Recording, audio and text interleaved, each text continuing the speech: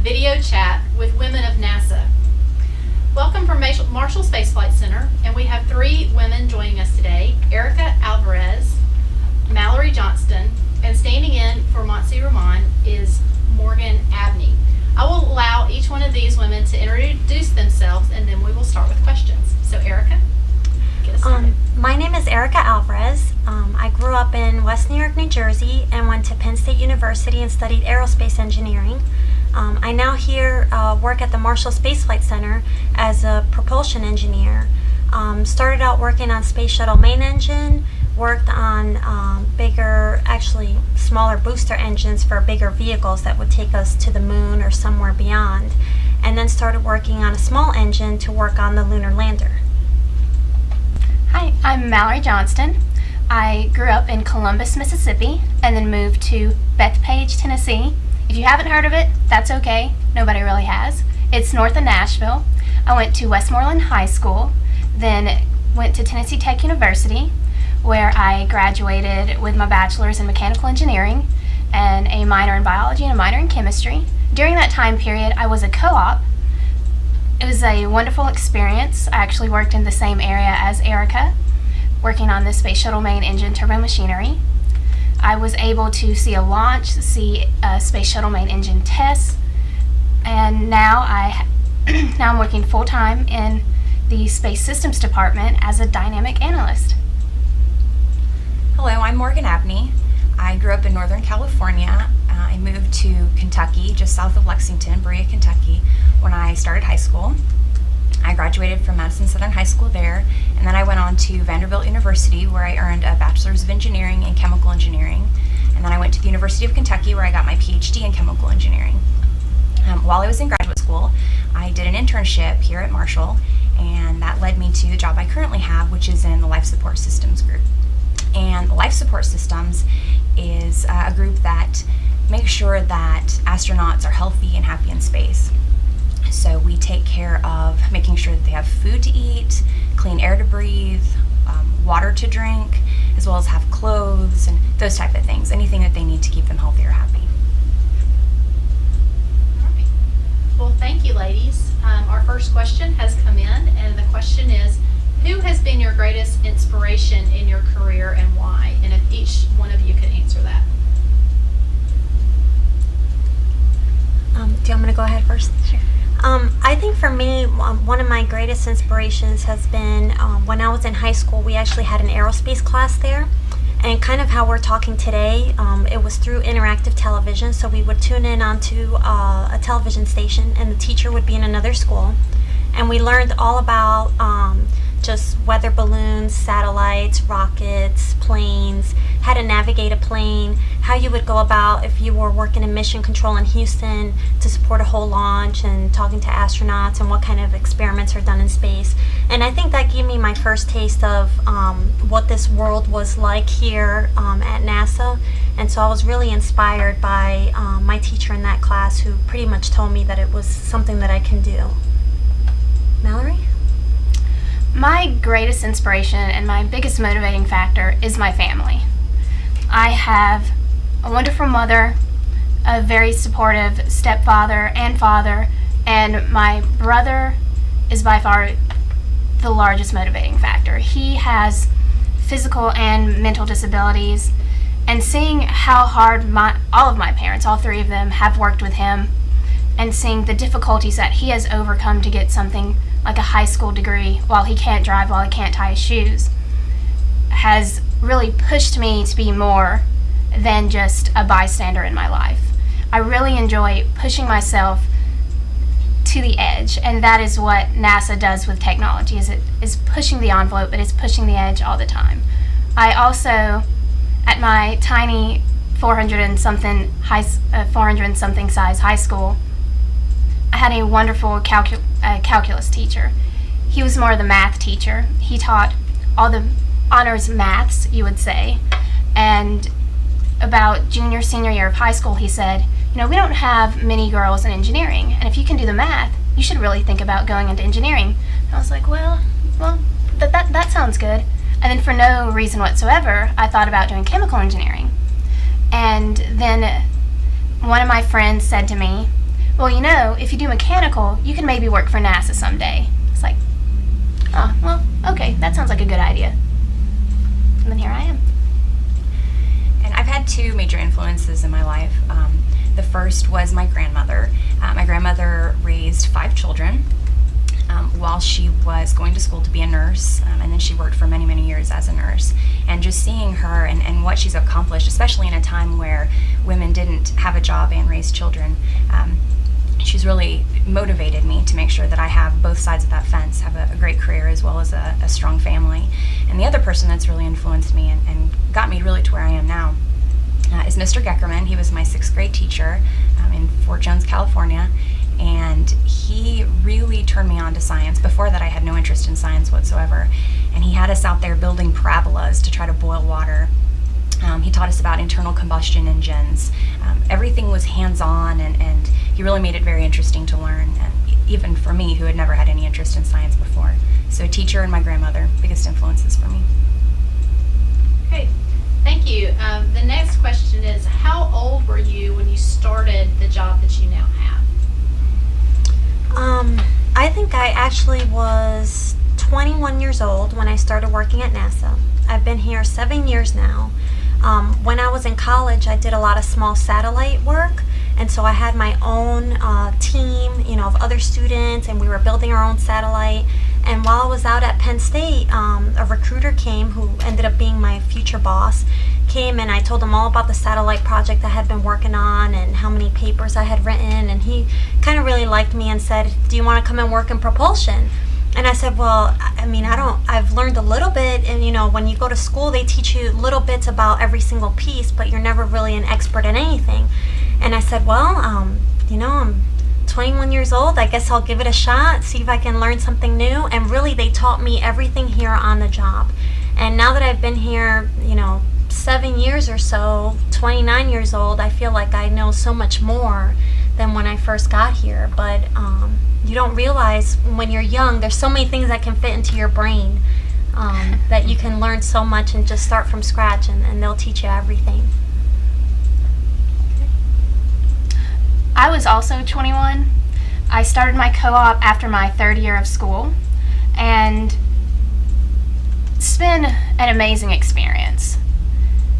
And what Chrissa Hall saw in me that she did not see in the other 30 or so people from Tennessee Tech University that applied for that co-op, I'm still not completely sure. But the co-op program, it's a rotating thing, like one semester you're working and then one semester you're at school. So although that caused me to do the 6-year program at school, it's led me to have this full-time job as a dynamic analyst, and I started full-time back in July. So about 3.5, 4 years of experience already. And I started NASA when I was 27. My internship, I was 25. I was in grad school, of course. And then I got a much later start than these ladies because of graduate school. But I really felt at the end of undergraduate work that I wanted to go a little bit further and go ahead and get that PhD. And so, although it got me here a little bit later, I think it's really helped me, at least in the job that I have, prepare a little bit better for what I'm doing. Okay. The next question, when you were in grade school, what did you want to be when you grew up, and what is a challenge that made you want to break into a male-dominated field? Well, I still laugh today because I wanted to be so many different things, and I still want to be so many different things. I think if I can have 10 jobs, I would do it. But when I was in grade school, I knew I really liked volcanoes, and I was like, oh, maybe I can travel around the world and go and study volcanoes. And then I wanted to be a meteorologist, and then I decided, well, maybe I want to do like forensics, like you see on all the crime shows now on TV. But then really I wanted to pick what I thought was the hardest thing I could do, and I was like, well, I want to work at NASA. And so I had all kinds of stickers all over my room, and stars and posters, and I was always lobbying to get a telescope. I never ended up getting a telescope because we couldn't afford one, but I built lots of model rockets and little planes and other things like that, and it just seemed like I was probably too chicken to jump into a volcano. So, I mean, really, if you just pick one thing that you kind of like and that you find interesting, I say go for it, because over time, I've been here so many years, I'm still learning new things every day. So if you have that kind of attitude, I think any kind of field that you jump into, I mean, maybe it's too late for me to be a meteorologist, I don't know, but I'm still hopeful that I maybe could do it one day, so. Man, I say dream big. When, just like Erica, I had all of these things that I wanted to be. Astronaut, doctor. I was really, really into Jurassic Park. It's like, do you think we really can get that dino DNA and put it in a frog? Maybe. It sounds very possible. I wanted to do and be everything, from in the science realm to painting to writing, everything. And that's the biggest thing right now. Don't lose that. In college, I saw so many kids that they just wanted to get done, graduate, and have a job. They were so exhausted by school. But continue to dream big. I still want to be an astronaut. Who says I can't? When I was little, actually until I was about 11, I wanted to be a linebacker for the San Francisco 49ers. But then, of course, I didn't get the height or the weight. So that dream was crushed, unfortunately. It never happened. But after that, I really wanted to be an engineer. And I love NASA, and like Erica lobbying for a telescope, I just wanted to go to space camp so badly. I could hardly stand it. Couldn't afford it. So I ended up getting to go when I was an intern at 25. I finally went to space camp. And you don't quite fit in the modules the same way at 25 as you might at 7 or 8, but it was a lot of fun. So I've pretty much known most of my life that I wanted to be an engineer and work for NASA. And we're actually right here, right next to space camp. So when I see all the kids come into space camp, I envy them. I know. 'Cause there was a movie called Space Camp, and I just really wanted to go. Oh, yeah. See how Morgan just said she knew she wanted to be an engineer probably until junior, senior year of high school. It's like, none of those people that drive trains. I had to have our dean of engineering sat down with me my freshman year at college and explained to me what all the different engineering things do. What do civil engineers do? What do chemical engineers do? What do mechanical engineers do? They really wanted to keep a female in engineering. Well, since all of you, it seems, are in the engineering type field, was it hard to break into a male-dominated field? Did you find challenges in that, either in school or in your profession? And just any of y'all can answer that. I know for myself, it's been a little bit difficult because you'll have class with people who don't know you very well, who don't know what you're capable of, and don't know your history and don't know what you've done, that will say to you, oh, well, you only got that interview because you're a pretty little girl. Like, oh, that's awesome, because it's not because I've put in more time with my schoolwork. It's not because I've been president of this or captain of this. You're right, it's just because I'm a girl and they're trying to fill a slot. So that's been something that I've had to do personally, is push that away, to push other people's insecurities away, and really focus on what I'm capable of, and not apologizing for it either. I think one of the things that has helped for me is that when you do go to school, you will, I don't know if it's the same this way anymore, but when I was in school, there weren't as many females in the College of Engineering or studying in your classes. But over time, kind of like Mallory said, you know, people realize what your capabilities are, and then once they do, they don't really see you that way anymore. So it may be an instantaneous thing that they think when they first meet you, but then as soon as they start working with you, they say, oh man, you know, Erica's a really good engineer. They don't think of me as just a female. And one thing that I think helped me was I had a female mentor who is now a chief engineer of the whole Space Shuttle main engine program. She makes all the decisions and gets to go to every launch and say, you know, that the engines are good to go for launch. And I think when you have a senior engineer that's a female in those positions, and you're able to see how they carry themselves and how they operate day to day and how well respected they are, you really realize that, you know, this is very doable. It's a little bit of a catch-22 of how do you get women in engineering? Well, you have to have women in engineering, and they have to be there. They have to be accessible to children. I'm a huge advocate of giving back to the community and giving back to the different groups.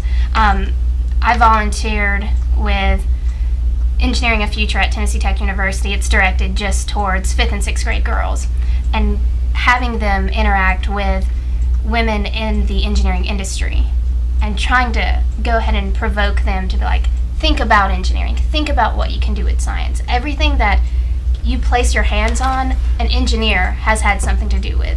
They are building dreams. They're not just coming up with ideas, they're not just making sure that motors run, they are making sure everything fits together. Well, the next question, what's one of the most fun things that you have done at NASA in your job?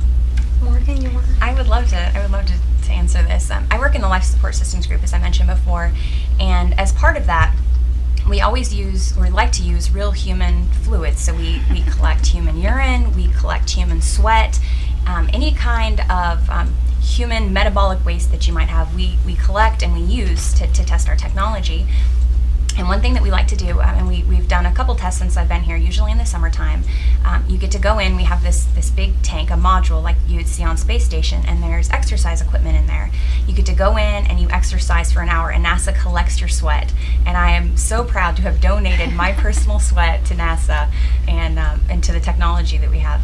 And also, weekly, you come in and they give you a cup and you go provide your urine sample, you bring it back in and they test your urine. And so our metabolic wastes every day go to testing the technologies that are here. And that, to me, it might sound a little gross to some people, but to me that is, my urine has produced technology that'll be on space station someday. Success. Success. Yeah. All right. What is your favorite part of your job? I think the favorite part of my job is just seeing something from the beginning all the way to the end and feeling like you've been part of that and you've added to it, and it really feels like a big little achievements in the end. When you go and you watch a launch, it feels like a big achievement. I think since I've been here, just seeing one bolt or one little piece turn into a bigger part and see that all built over the course of a few weeks, and then you take that part and they ship it from one place to Florida to another place in Mississippi, and then they start building an engine up from beginning to end. Not many people can say they've seen an engine built from beginning to end, but I have. And then I've seen it rolled into a test stand and seen it tested and inspected and taken on a truck over the Space Center, watch that be installed, and then watch the launch. Once you see something like that and you know that you were a part of it, it just blows your mind. But even to just watch one engine be tested, and you can't imagine how brave these astronauts must be to sit on a vehicle with 3 of these engines and 2 solid rocket motors, and then you watch the launch and you see, how just the sound of it moves your shirt back and forth, and you realize the power of it. I am thinking I am such a little person in this big, picture, but it's just something that I don't even know how to describe. Yeah, it is pretty amazing to go to a shuttle launch, and I was able to watch it from the Banana Creek viewing site, which is across the water, and it was a night launch, and there was like a full moon, and it was beautiful. And it goes off, and or at least I was screaming. I didn't even realize it. A few weeks back when this last launch happened, I was standing around watching it on TV, and some girls were talking about it, and it's like, can you actually feel it? And I'm like, honestly, you're so pumped up on adrenaline that you don't know if you're actually feeling the solid rocket boosters or if it's your own heart. It's an amazing experience to be a part of. I would say you can definitely feel it. I've been closer, and you can really feel it. Yeah. And I would say the greatest part of my job, I think, is going in every day knowing that I'm working on something that no one else in the world is working on, that I am making advancements that are the cutting edge of technology. I'm contributing to that. My own mind is thinking about these things, seeing them, and changing them for the betterment of both NASA, which in turn betters the country, and in every way that our technology is useful to us and to everyone that that supports us. So just being part of that is really a big deal for me. All right, the next question. What kinds of things do you like to do outside of work, such as hobbies or other interests? Well, I like to do a lot of things. I like to do too many things. Like I actually still, if it's a kind of a snowy day, like we're snowed in and like you guys stay home from school or we stay home from work, I'll kind of break out a 1,000-piece jigsaw puzzle and I'll get focused on it for about 2 days and just get completely absorbed by that. So I still do those quite a bit. And then last week I ran a half marathon and I ride a bike, and now I've been taking swim lessons and trying to improve my swimming so I can get to, a triathlon. And Morgan here has seen me try to play softball. It's a terrible thing. I try to avoid it. She actually taught me how to throw. It's a good, decent throw now. But I try to be active and go out and do things, and I also do a lot of community outreach and a lot of things with schools. And but for the most part, you do have to balance your work life with spending your energy either exercising, and I like to go out and participate in events for like the Salvation Army and other things around town to kind of give back. So Yeah. I enjoy writing, as I really enjoy creative writing, and I have 2 dogs and a cat in my 1-bedroom apartment. It's almost a zoo. I also have been volunteering with a robotics team with a high school, so that's been interesting. And whenever any volunteer type stuff comes up, I really enjoy doing that. I like to spend time. I have almost a 1-year-old. His birthday's next week, so I have a little boy, and he's right now just about the center of my entire world. I spend a lot of time with him. I also play softball, as Erica pointed out. very good softball player. Thank you very much. I like to play a lot of sports, actually. Anywhere I can be physical and active outside, I really enjoy that. Okay, great. Question, how many vehicles are launched in a year? That's an Erica question. Yeah. Yeah, there's several vehicles. Right now, the one that we can think of the most is the space shuttle, and you're talking maybe 3-4 launches, a year. There's also a lot of what we call the expendable launch vehicles, which are the vehicles that the Air Force and other agencies use to go and launch satellites and payloads that there are no humans riding on them, but there are lots of big telescopes and things like that. And so there's several launches from that.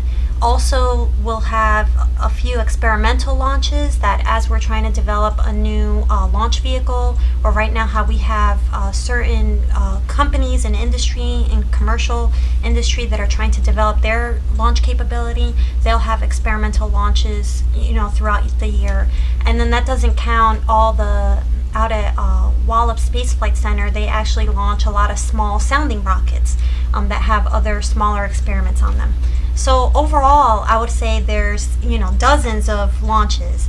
If you want to go to the NASA.gov website and look up the KSC, the Kennedy Space Center launch schedule, you can go and look that up. And if you happen to be around Cocoa Beach or near Orlando, Florida at the time, I think it'd be a good opportunity to go in and try to catch one of the bigger launches out there in Florida.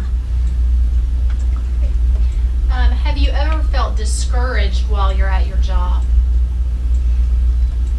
I can try to answer that. At least in my job, I do a lot of testing, and you set up a test and it's going to last, say, a month, and you test every single day, and something breaks or something goes wrong. That can be really discouraging, especially if you have multiple days where things are going wrong. And I think anybody in any job has days that you feel discouraged. The blessing here at NASA is that you're almost expected to have those moments. You're never going to succeed all the time. Nothing is always going to work, and so it's part of your job, and you just keep going. And when it finally does work, it's that much more wonderful because you had all those obstacles in the way. So definitely, we have discouraging days. We just keep going. Yeah, I would say for myself, it gets discouraging when I'm working on a project and I just don't know enough. I just don't know enough. And I will have to have one of my friends, that's also my coworker, he'll tell me, he's like, Mallory, don't worry, Ron has 20 plus years of experience. Doug's been out here 15, 20 years. I've been out here about 3 or 4 years, and I've been taking graduate classes. You've been here 6 months. You're not expected to know everything right now. So that can get discouraging, but then I just got to push through and try to learn more. Yeah, I think nothing ever goes perfectly. If not, it would be easy.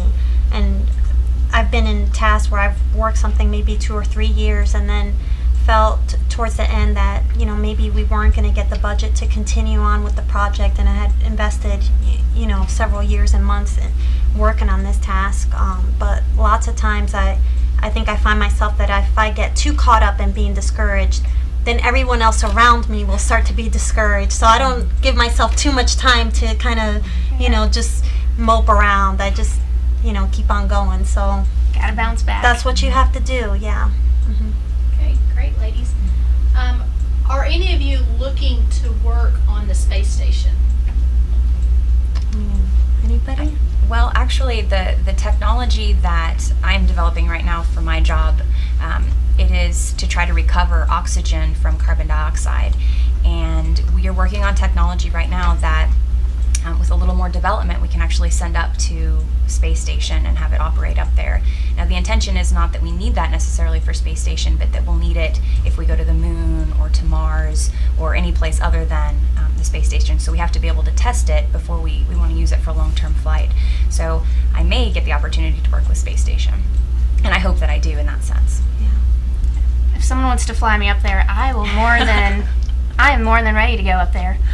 Ready's probably not the right word, but I would definitely go up there. All right, this one is for Erica. Did you launch the satellite that you made?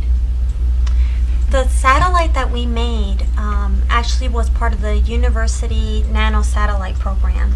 And in preparation for it, we did some installation on some smaller little satellites that went up on a weather balloon.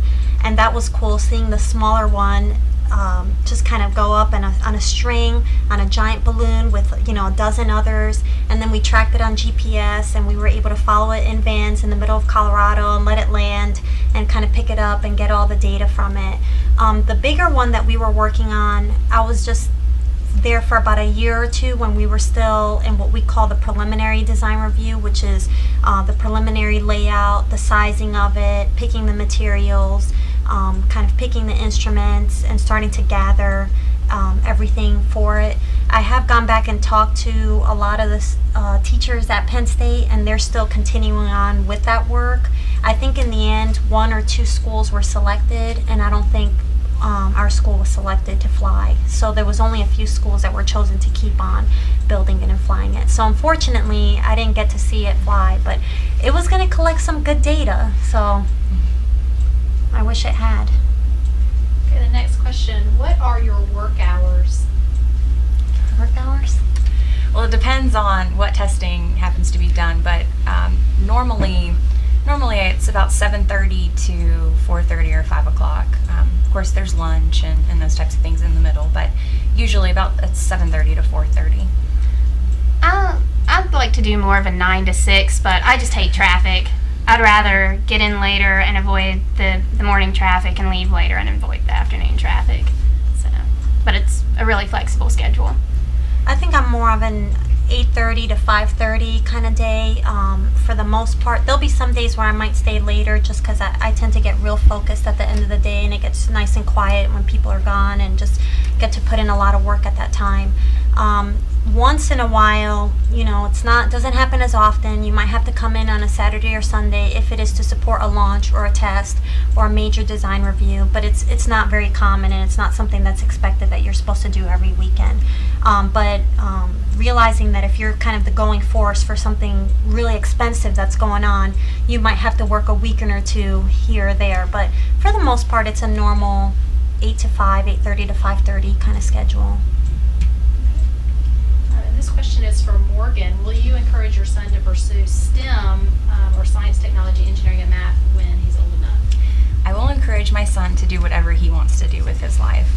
If he wants to be an engineer, if he wants to major in mathematics, I will support that 100%. If he wants to write literature, I will support that. I love him, so I want him to do whatever makes him happy. And the next question is, are there any other NASA centers that you would like to work with that relate to your job? I'm going to address this question first. The Life Support Systems group is very fortunate in that we have a number of centers that work on the project. Kennedy Space Center, Johnson Space Center, Ames Research Center, Glenn Research Center, Langley, and then also Marshall all work on life support systems. And as part of my job, I have had the opportunity to work at both Johnson and Kennedy, and that was an incredible experience to get to do that. I spent 6 weeks at both of those locations, but in not so much a daily work effort, but yearly we work with all of those constantly. I mean, there's always telephone calls and emails getting exchanged. So at least in life support systems, there's a lot of cohesion and working together with different groups for life support. And I would love to go to all the other centers as well, but I have had the opportunity to go look at both of those. I think for me, I spent about 4 to 5 months at Stennis Space Center in Mississippi, where we saw the rocket engine testing, and that was a great experience just to see all different types of rocket engines tested. You see the hardware, you see what we call smoke and fire, sometimes in places where you're not supposed to see it, but you know, it's there. Kennedy Space Center is just a place that's in awe. If you ever get a chance to go and do a tour there, you get to see all the big rockets and all the vehicles that have flown up, and lots of mission patches and logos. But I think for me, the only place that I haven't been that I would love to go is the Johnson Space Center. For me, I've watched the movie Apollo 13 a dozen times, well, more than a dozen times. I love it. We've had the head of mission control during the Apollo 13 mission, Gene Kranz, come here and talk about what his experience was like when he was running mission control. It was a guy in the white vest, you know, Ed Harris in the movie, and he was kind of talking the whole team through it and telling them, you know, bring me a solution, and I don't want problems. I want you to tell me how we're going to get this crew back. And I think just being able to go and see what that environment is like and see how they communicate with the astronauts and how they run all the missions and do all the operations side of things is something that I'd really love to do one day. So if anyone from work out there is hearing, send me to Johnson for a little while. All right, the next question. What advice do you have for high school students wanting to get into NASA? Be your own advocate. Go out there. Be your own teacher. That's a huge thing. Continue to learn. Get on the NASA.gov website, and there's a lot of opportunities for internships, even in high school. Go into a career that is already kind of set up to work with NASA. A lot of engineering. Some in the biological sciences, and then just keep pushing it. If it's something you want to do, keep pushing it and going after it, and tell people your dreams and tell them what you hope to do, because they might know somebody. They might be able to get you in contact with somebody and say, oh, well, I've got a friend, or oh, you should talk to this person because they're over the interns or they're over the co-ops. And something else that you really want to do is to really take every opportunity that comes your way. You know, there might be some little things that don't seem like they would be much, but like Mallory was saying, if you know, it might put you in contact with somebody, or you know, you might learn something that you're going to need later on. Just every opportunity that comes your way. Don't pass up anything just because it seems menial or uninteresting. Really go for it. And one thing you may not realize is there are a lot of local universities close to maybe where you live now that have some link to a NASA center nearby. And while I was in high school, every summer I went to a different university. I didn't pay for it. It was completely paid for by NASA or by the university. And I, you know, dormed there for a few weeks in the summer. This is while I was in high school. And they hooked us up with other students that were studying in the astronomy department or the aerospace engineering department. And I got to shadow them and learn what their job was like and learn what their classes were like. And then during the day, they would give us lots of workshops to build things related to NASA and learn all about NASA careers. And so if there's something that you're really interested in like that, you'd be surprised how many programs are out there at local universities. So you might want to tie up with them and see if they have something that's already available. Usually it's just you fill out an application, you write an essay, you send it off in an envelope, and you'd be surprised, you may be selected. And like Mallory said, if you go on nasa.gov, on the education website, there's a link for students, and you can go in there and learn about all different programs, or maybe talk to a science teacher and have them look up some of the programs that are there for educators, and just apply. I mean, you never know. It doesn't hurt. It's just a stamp, just apply and see what happens. And just because you're turned down once, that's not the end of the world. I'm sure all of us have stories about where we have failed, how we haven't been accepted to something. If it's something you really want to do, keep pushing and ignore what other people say. Take their comments as criticism and look to where you can improve, but keep pushing yourself. Okay, thanks. Do you collaborate with other workers at NASA? Absolutely. Yes. Oh, yeah. Every day, constantly. I think she was saying that just being here such a short amount of time, you don't know everything, and I've been here 2.5 years, and obviously I don't know even close to everything that I'm going to need to know, and so you have to work with others to get the information that you need, or to find something that you might need. Every day you have to work with the people that are around you in every setting. Yeah, I think in order to have a good team that's going to build a good, strong product, everyone in that team has to know what the other person is doing at the same time.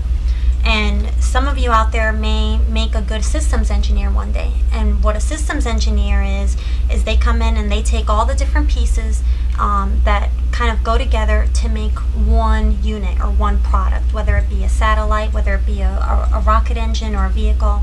And you'll find that a lot of what these people are meant to do is to go in and make sure that everyone is collaborating and everyone is talking and everyone is doing their part, and that there's no miscommunications and everyone is on the same page. And you realize how important that is as you're working something as complicated as what we do here, that it's critical that everyone just be together as one unit. Unfortunately, we are running out of time and need to close up this channel. But thank you very much for watching this NASA Explorer Schools presentation of Women at NASA.